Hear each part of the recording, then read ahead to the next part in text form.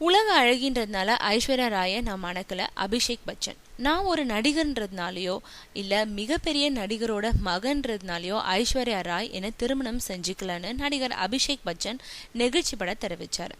ஹிந்தி நடிகர் அபிஷேக் பச்சன் ஐஸ்வர்யா ராய் திருமணம் கடந்த 2007 நடந்துச்சு.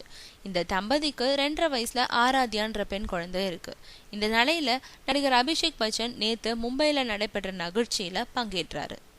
அப்போ அவர் தன்னோட காதல் மனைவி ஐஸ்வர்யா ராய் பத்தி சுவாரஸ்யமான தகவல் வெளியிட்டாரு. அவர் சொன்னது, என்னை பொறுத்தவரை ஐஸ்வர்யா ராய் தான் இந்த பூமியில ரொம்பவும் அழகான பெண்.